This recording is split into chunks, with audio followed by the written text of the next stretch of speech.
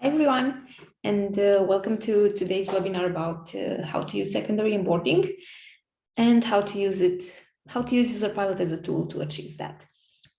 So I want to thank you for joining me here. Today is not going to be a very long presentation, so you can skip to the end part if you just want to watch the building part, like how to actually use Userpilot to achieve this, or you can actually bear with me through the theory part of it, where I can explain to you why secondary onboarding matters and what are secondary features and how you can actually get to the user to engage with them and adopt. Okay, so I'm going to share my screen right now and we'll get going with the presentation. Okay, so here it is. Let's see. Okay, let's start presenting. Okay, great. So as I mentioned, today is going to be about secondary onboarding and how onboarding doesn't stop with new users, how to pretty much keep driving value across the user journey, and this will lead to improved retention and churn reduction, of course. Okay, so let's start to get to know each other first. I'm sorry, I know this is a recording, so I won't get a chance to actually interact with you, but my name is Adina, and I work for Userpilot as a product marketing manager. And my goal for today is to help you learn about secondary onboarding and how to do it properly. Like, my hope is that you'll forget about product tours, or at least you'll understand why product tours are not a great idea for onboarding your customers. So our agenda for today is going to be, first, we're going to go over what secondary onboarding actually means.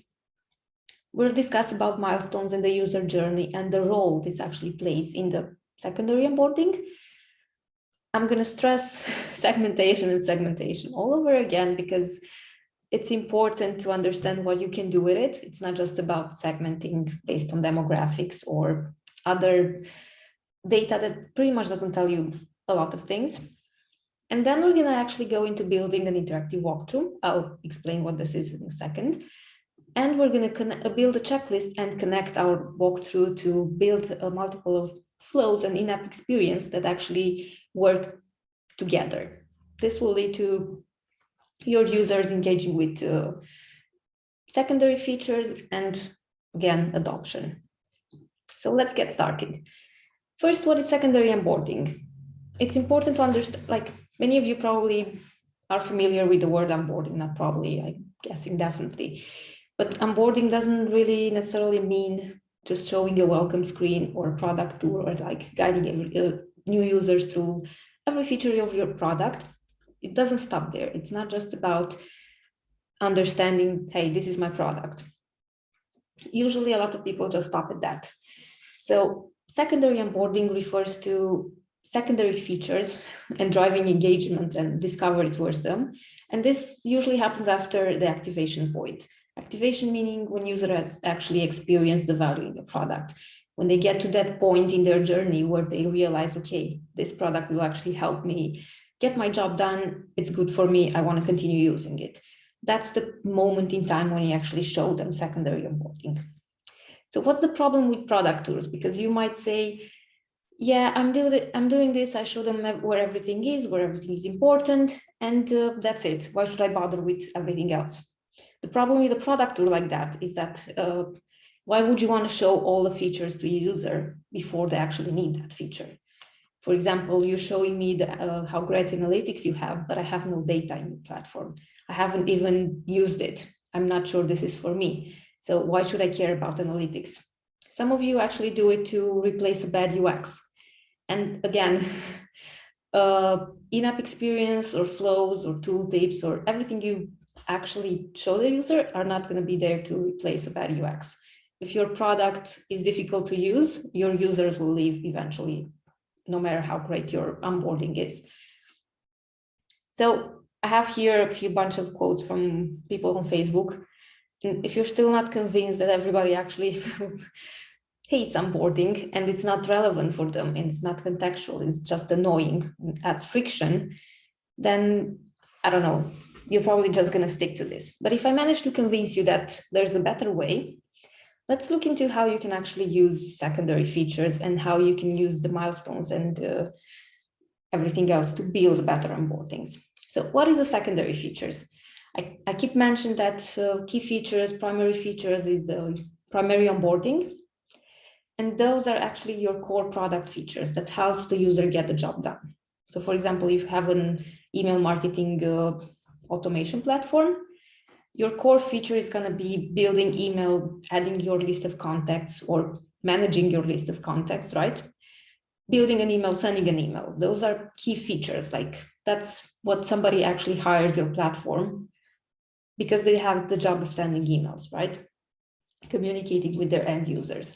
So showing them advanced capabilities, it's not going to make a great way of engaging with them if you're not showing them after they've been through the primary onboarding. So here's where secondary features come in. These are the features that are relevant for specific use cases and that bring extra value on top of that value that you delivered during the activation phase, during the primary onboarding, where users actually get to the aha moment.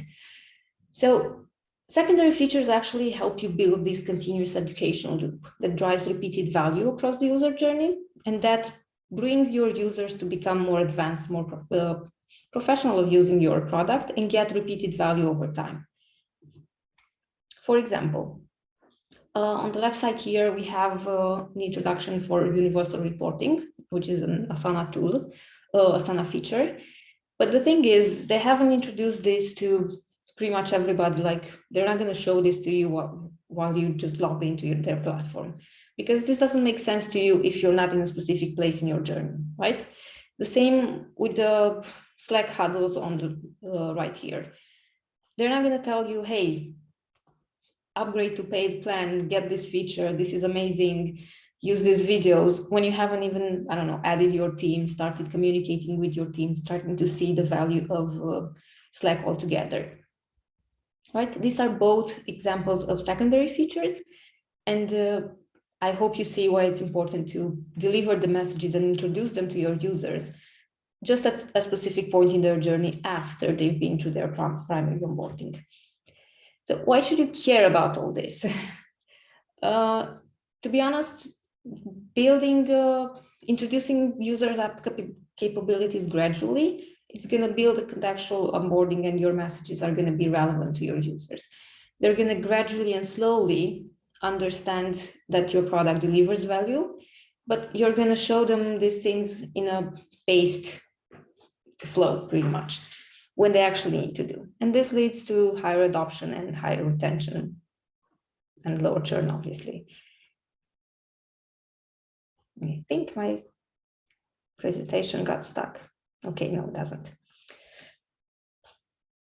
So how can you do this? How can we do this contextual onboarding? How can we differentiate? How can we know in which stage the user is and what to show them and when?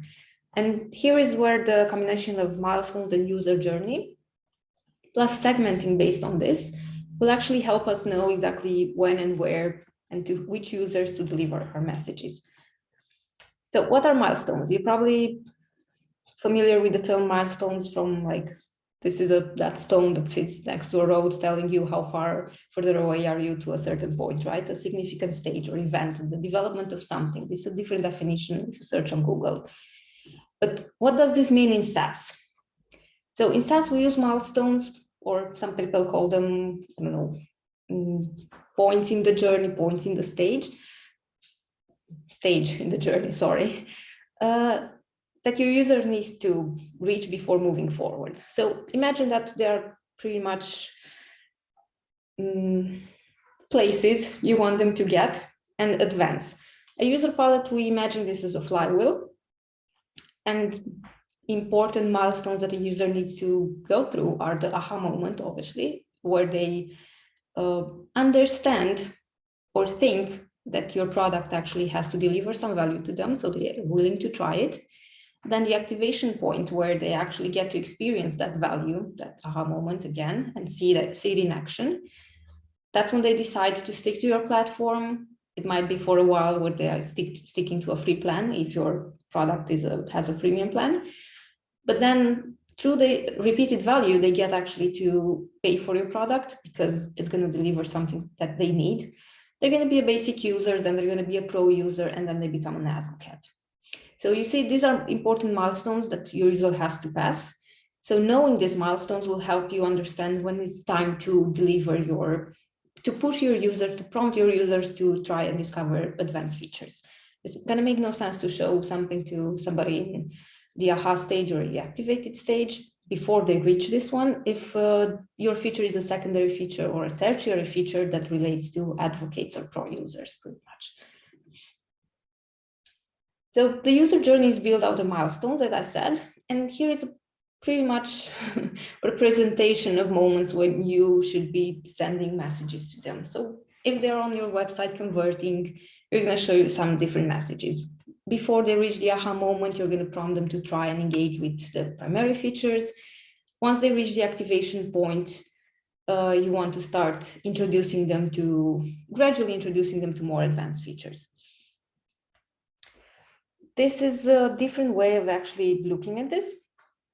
You're probably familiar with a lot of checklists, but how these milestones help us is they help us identify where the user is in the journey. So we don't show them and don't prompt them to take step 3 before step 2. Imagine it as a checklist.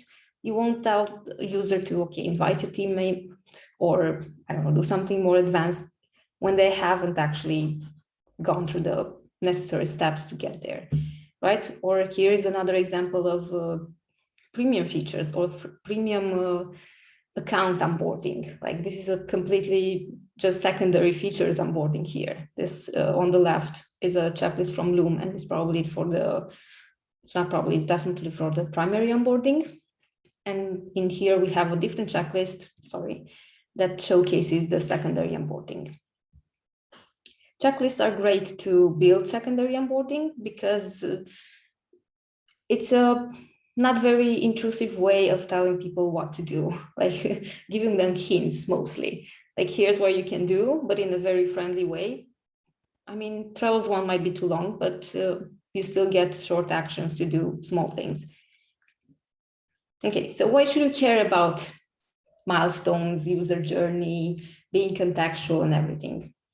It's first to avoid clutter. Like take this example where you get bombarded with, I don't know, slide out like a modal on the left side of the screen, the cookie bar, the chat bot and everything on top of each other. You can't even see the buttons or everything, but most importantly, you can't see the page you are actually trying to see and engage with. So that can be annoying. It also, you need to be contextual. Check this example from Story Chief, which if you check the video on top, it tells me how to get started with Story Chief, right? And on the bottom, I have on a scale of 1 to 10, this is an NPS. They're asking me if I would recommend. So how can you ask a person who hasn't started with Story Chief if I would recommend your tool? Because assumingly, I don't know how to use it. I don't know if it's valuable, right? So these two messages are definitely not on the right place. But what's more true on top of that is that I wasn't just getting started with Story Chief. I was actually trying to edit an article. Story Chief is a publishing content tool.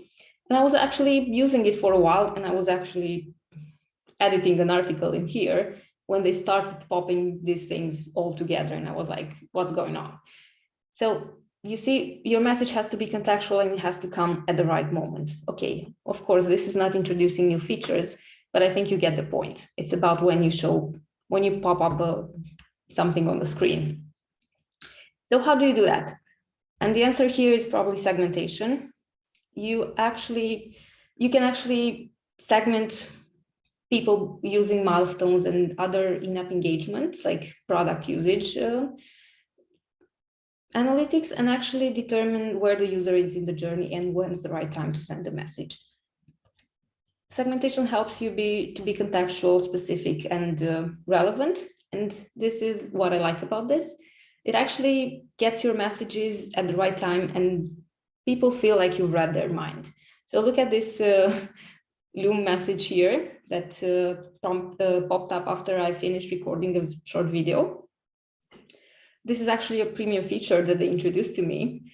And it was like, oh my God, this is like just perfect. Like you've actually read my mind. You're telling me, okay, do you want to try eliminating ums and ums from your transcript and everything? And I was like, sign me up, of course. Who wouldn't want that, right? But if they would have showed this to me before I recorded a video, or when I hadn't recorded any video, would that make sense? Do you think I would try the feature? Probably not. Okay, so let's see this in action, because theories are out there everywhere. You can check out our blog at Userpilot. We talk a lot about segmentation and building in-app flows and experience that actually drive value to the end users, and in turn help build your a stronger user base and higher retention rates, right? So we're gonna build a short interactive walkthrough. We're gonna build a checklist, and then I'm gonna show you how to use milestones and goals and segments in Userpilot. One thing I want to mention, take this as a homework. So before you start building something, try to understand what are the secondary features for your product. What do you want a person to discover, right? And what actions do they need to do before getting there for every specific persona, because not all of your features will be relevant to every use case. So it's not just about making them discover something, it's about making them discover something that's relevant for them and that's going to deliver value. Okay, and then think about what are the steps users must take in order to fully engage and get value from using a feature, because those are the steps you're going to try to prompt them to do. So we're going to build an interactive walkthrough first. An interactive walkthrough is kind of like a product tour, like it walks the user towards certain steps of what to do. But the difference with a product tour is that it's not actually showing the user all of your features, all of your product features. It's a series of tooltips, driven action models, and whatever you want to include there as well. But it focuses on something very specific, a very specific feature. It starts from helping users discover a new feature and engaging with them. It's pretty much guiding them, if you want to call it like that. Oh, it's not working again. Then I'm gonna show you how to link this interactive walkthrough from a checklist. So when a user actually clicks on a task in a checklist, your interactive walkthrough is gonna start. We're gonna look over segments and goals, as I mentioned, how they look in Userpilot and how you can use them, because this is gonna help you. So I think enough talk. Let me get back to this. So I'm going to jump into Userpilot right now and show you briefly around. Here is the main dashboard. Userpilot. It's not. Okay. Get this out of the way. So here how it looks. You can look at your users. Of course, I've been hitting data in here, so you can't actually see them, but you're going to have multiple identification here. You can select which one you want to view and whatnot. So first, let's talk about segments. You can see I have in here everybody, and I have a bunch of segments already created, for example, active users. But let's go ahead and start to create a new one so you can see how easy it is.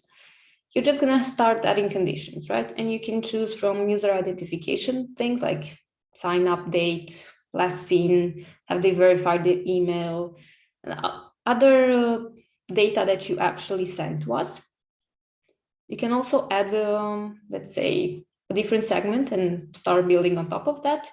You can add responses. This is one of my favorite ones. So if you do a micro survey inside of the app, you can actually build a segment based on the responses to identify users who said, I don't know, yes to a specific question, for example. This will depend on your data you have in the platform, of course. So what other things that I like is you also have engagement. So you can segment based on people engaging with your checklist or engaging with a specific flow or experience in your application, right? You also have NPS. So you can segment based on the NPS score. On NPS feedback. Feedback is the answer that they do in the qualitative question. Or you can use custom events. I'm guessing you're familiar with custom events. The difference is that this is data that you have to set up. So your developer will have to do it. Everything else is just happens inside the app. And user identification are attributes that you also send to Userpilot through the code installed on your platform. So as you can see, you can add filters, build your own segment. What's important is to know what makes your user qualified for a specific point in the journey. Like when you're starting to build an experience, you need to understand, who do I want to see here? Who do I want to see my experience? And that's how you're going to start building things. Okay, then we have the growth insights, and here we have goals. This is very important because goals are like milestones, right? You see in here, I have, for example, user activation, and you can just add conditions to here to tell Userpilot what activation means, because as I mentioned, this is going to be different for every tool. So again, you have exactly like segments here. You're just going to tell, okay, I want custom event 1, custom event 2, or I want this engagement, and that means my user is going to be activated, and you can track. The nice thing about this, when you're going to build flows, like the ones we're going to build today, you can set them to trigger until the goal is met. So this way you can actually connect. Let's say you want to do the secondary onboarding and you want to track how many people actually engage with specific features. You're going to build multiple experiences and flows inside the app, but hopefully you're not going to trigger all at once, of course, to introduce users to important secondary features to deliver value, but also you're going to be able to track when those points are met. Okay, so enough talking, let's start building. So we're going to build a a small flow. I'm going to use, so first let's show you how you can start building. You're just going to click create flow, and you're going to insert the URL where you want to take this, or the second option is just going to be go to your app. I'm using Trello here as an example. I don't actually own Trello, so this Userpilot dashboard is not connected to Trello, but that doesn't mean I can't build. I can build something, I just can't make it live, of course, because I don't have access to the backend of Trello. But I want to show you how easy it is to just navigate to your page, click on the extension, because Userpilot comes with, in the dashboard, you can do the analytics part and other segmentation settings, and that's where you also do the checklist and resource center and NPS. But you can, Userpilot has the builder, and the builder lets you, I don't know why the builder not loading. This is a very bad moment for the builder not to load, of course. Just tested 10 minutes before entering this and it was working. Okay, it doesn't want to work. I'm sorry. We're going to do it the old-fashioned way. I'm just going to copy the URL. I'm going to click create flow. So exactly when you want to show something, it's not working. Yeah, it happens. I'm sorry. It might be some caching I have in there and that made it stop. So you're going to see I have the builder here, and the builder lets me create something on the page I am on. I'm going to click create new flow. First, it prompts me to navigate to the page I want to create something, and I think I'm good here, because what I want to do is for all my users that have reached the activation point, who created at least one board, started moving tasks around, like got the feel of how Trello works and experience the value pretty much. Now it's time to introduce them to more advanced features. And in Trello, let's say a more advanced feature could be to discover templates, right? To start organizing their work in a more efficient way, become more productive, I don't know, inspire them with different type of boards. Maybe they don't know how to do more than just a simple to do, doing, done, right? And they need something more complex. And Trello has a lot of templates. So I want to introduce them to that. How do I do that? I'm going to click start here, and I'm going to build a flow. First thing to do is please name your flows, because otherwise you're going to have a bunch of flows inside of the app and all named 1, 2, 3, and you're not going to know exactly what it is. So I'm just going to say here, secondary onboarding. Oh, what am I doing? Onboarding webinar.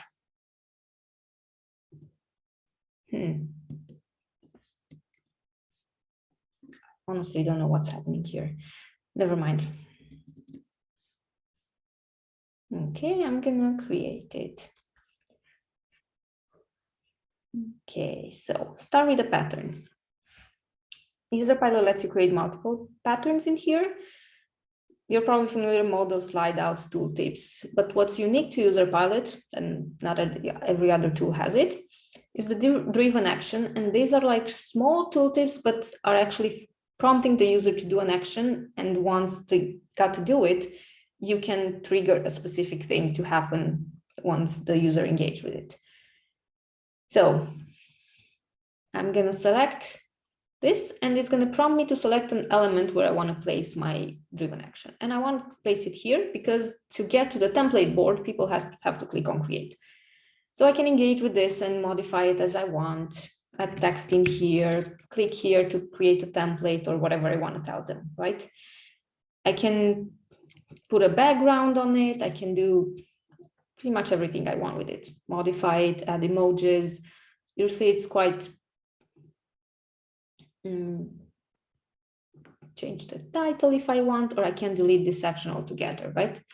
I can add more sections, text, header, whichever I want, or radio button, it doesn't matter.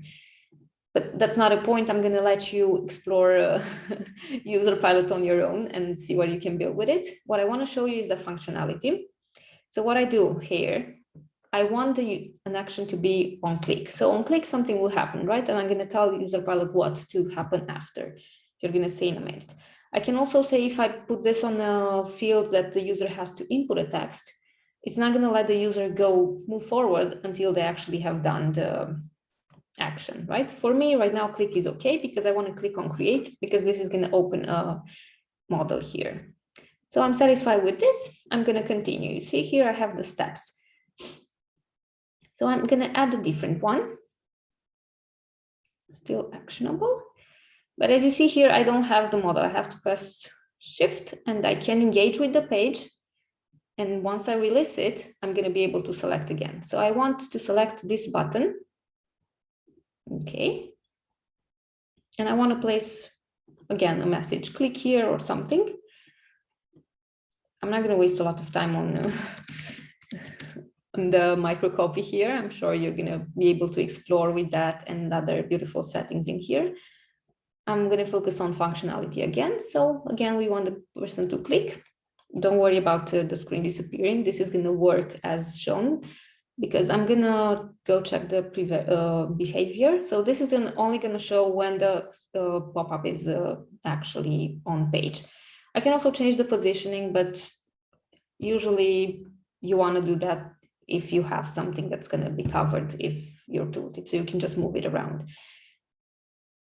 I'm going to leave the auto discovery element, but in case you have a bug or there's some problems or on some different type of app, depending on how the app is built, you might want to use manual selection and you can pretty much input everything. Okay. Once that's done, what do I want to do next? Okay. So I'm just going to do the things the user is going to do until I get to what I want to do them to do next.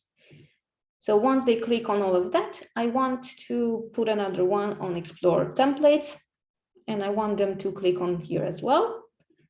So these were pretty much three tooltips that look driven actions that look the same, just prompting the user click here. Once they do that, another one pops up telling them to click a different way.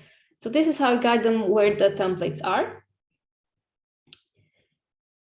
And now what I want to do, so the user would actually be here right now. And as you can see, Userpilot detected that I changed the page, the URL. So I can just click on this and save the change. This means when the user will click there, the experience is going to continue on a separate page here. And what I want to do here is I'm not going to show them around everything, right? I'm just going to let them explore because this is my point. My point was for them to discover templates. So I'm just going to do slightly a model here, for example, telling them welcome to, I don't know, welcome to templates, something like that. templates. Feel free to explore and everything. Explore and get the hang of it, whatever. Autocorrect, never mind. What I need to show you here is the button. Get started. Great. So on the button, you can place multiple actions. You can direct people to the next stage, or you can actually dismiss flow and you can take them to a URL, to a step, to whatever, trigger a different flow if you want, skip the next group. What I want to do is dismiss the flow. Okay, and I want to mark flow as completed, because this way I would know, and Userpilot would know, to not show this again to somebody else. And also, if you remember, I told you I'm going to link this to a checklist. So I want, when the user goes back to the dashboard and sees the checklist again, if I have, let's say, 3 features in there that I want them to discover, this is going to be marked off, and their checklist is not going to continue to look like they haven't made any progress in there. So I want to mark it as completed. It's going to depend on your experience and what you want to do, how you're going to use these settings. But you have a bunch of options in here. This is completely customizable again. You can also use CSS to make it more of your own, but I think you'll find that Userpilot lets you add quite a lot of things in here. So you're not going to necessarily need something else. You can do buttons, multiple buttons, for example. You can add a video, you can emojis and everything. Okay, so let's say this is good. So I'm happy, right? Now I want to preview this and see how it's going to look for the user. This means I'm going to go back to here. Right now it's going to trigger automatically because I'm just previewing my steps, right? So you see I have this message here that's not going to go away until I actually click. When I clicked, I can see the next driven action, which looks like a tooltip that's going to tell me to click here, of course, once you actually added your text. And then I'm going to get to the next step and I'm going to click Explore Templates, which is going to take me to the next page. And here, okay, where's my modal? Something happened to my modal.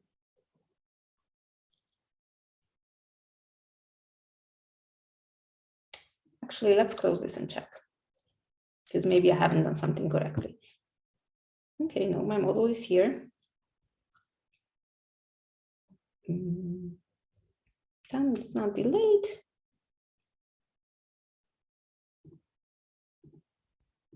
Okay, it should have worked. Full flow. Clicking create, start with template, explore templates.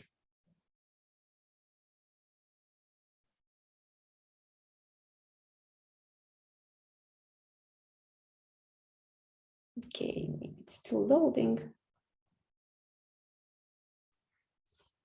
It's interesting that it's not showing. Okay, I'm gonna have to debug this further. I've probably done something in the setting.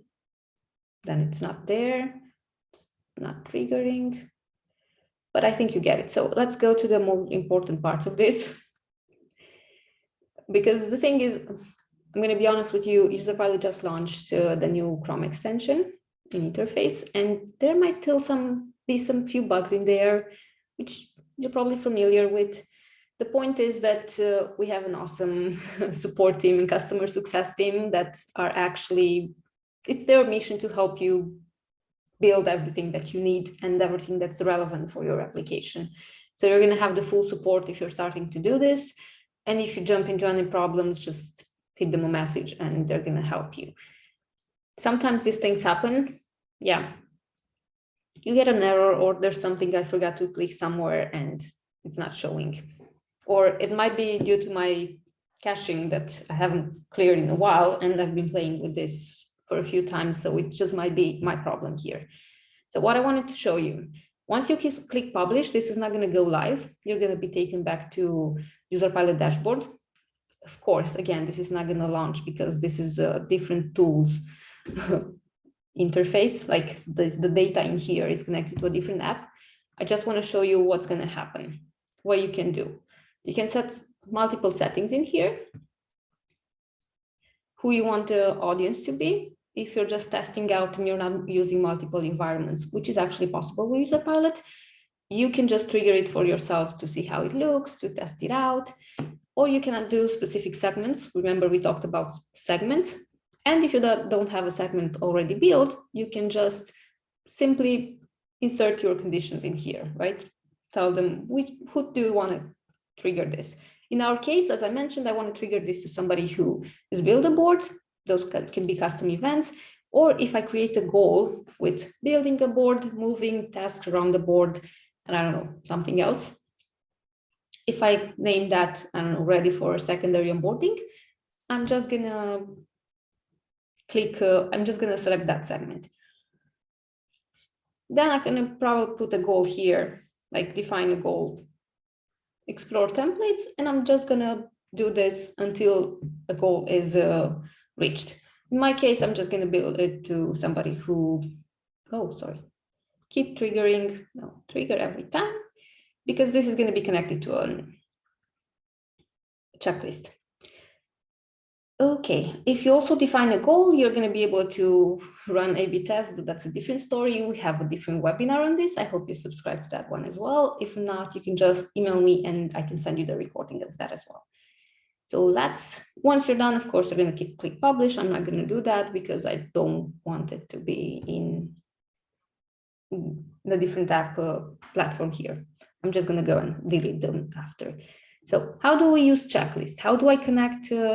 Once I build my interactive walkthrough, right, I want to build a checklist that will show to users, and they're going to tell them, okay, hey, what about checking this out, right? So as you can see, I started already building one. It's going to look like this, but you can change pretty much all the settings. The text you want to input in there, right? Hey there, I don't know where you want to place it. Which icon do you want to show? Like, do you want your own personal icon, right? How do you want the widget to look? Change title here, explore full. Get more productive, whatever you want to call this, you can. You can also add a description here. Try new features to, I don't know, enhance your day, for example. This looks stupid. You're going to do better than me, I'm pretty sure. What's going to happen on this miss when somebody clicks it? You can personalize that message as well. Completion. This is how it's going to look when they completed the message. Again, personalized, but let's get to the tasks. One important thing is here, you can do this in chronological order or in free. Free means they can click on any task in the order they want, or chronologically, as you've seen in the example with Loom, if you remember, where they had to create an account, register a video, I don't know, recording a video, sorry, not register, recording a video, saving it, sharing it with somebody, then that's chronological, right? That's mostly for primary onboarding. For secondary, if my secondary features don't necessarily depend on each other, right? They can check templates, they can then discover automations probably, so they don't need the template to do an automation. I can just leave it free. So in here, as you can see, I've already added my flow. So here it's going how it's going to look. I can tell the user what to do. I don't know. Check templates collection. Oh, sorry. Collection. This is how your task is going to look. You can also add details to it, like subtitles or the call to action and everything. In our case, let's keep it simple. So what I want to happen when somebody clicks on this, I have multiple options here. And in my case, I want to trigger a flow. I don't want them to go to a URL because the flow is going to do that. So the flow is going to be the one I just built, which I named secondary. Very inspired name. Okay. And I want it to be marked completely. when all the steps of the experience are completed, right? I can also do events in here in case that's more relevant for me. But as I mentioned, you have multiple options here, you just have to play with them. In my case, it's going to be when they completed all the steps, because I wanted them to discover that. I'm going to be fine, and I'm going to say that this is completed, right? Now I know I have 2 experiences that lead to something else, but I can add another task where I could tell them, I don't know, explore automations, and then I can just build a different flow that just points out where automation is and tells them, hey, check here and start building something, right? I can build a different thing. Maybe I just want to build a tooltip and add a short video. Hey, here's automation. You can do this with that, like a micro video, and tell them, check it out. And that can be my flow. That's just one tooltip, right? Showing them how to do this. Or maybe I can have a model telling them, explaining them the values, and then telling them, hey, discover it. And discover it will just lead them to a tooltip pointing out to where automations is. That can be a different flow. Like the sky is the limit here. You just need to use milestones and journeys to determine what you want to show to your user, what you want them to do, and then figure out how you're going to track it and set everything properly so you have full control of who's seeing what, when they are seeing it. When they are seeing it, what happens, everything. Checklists have targeting as well. So you can just trigger this for somebody who probably just finished the other one, right? On a specific page, on any page, like multiple options here. Okay, so that pretty much concludes our session for today. I know it kind of looked probably like a lot. I'm sorry about the, I don't know, bugs or just my caching was the problem there. The idea is that I hope you're more convinced now that you can do something more powerful than just a simple, boring product tour, and that you're actually gonna give Userpilot a try. Also, here's my email address in case you want to get recordings of the different webinars in case you didn't manage to sign up for them. And we'll gladly show you send you the links to them, because I quite mentioned primary onboarding in here. We actually had a workshop on minimum viable product onboarding, and that pretty much refers to the primary onboarding. So you'll want to go and check that out, because usually when you start using a tool like Userpilot, that's the first thing that you want to build, right? You want to make sure people get to the activation point. Otherwise, you won't be able to actually show them secondary features, or if you do, you're just going to be building a product tour, which I hope is at this point you don't want to do anymore. So thanks for watching, and I hope you enjoyed this, and I hope you're going to try Userpilot. If you subscribe to this workshop, you probably received a sign-up link for a free trial. So I'm guessing you have access to building. So in case you run into any problems, just reach to our team or just send me an email and I'll make sure to get back to you with some answers. Okay, it was nice meeting you, and I hope you enjoy your end of the day or night or whatever. Okay, bye-bye.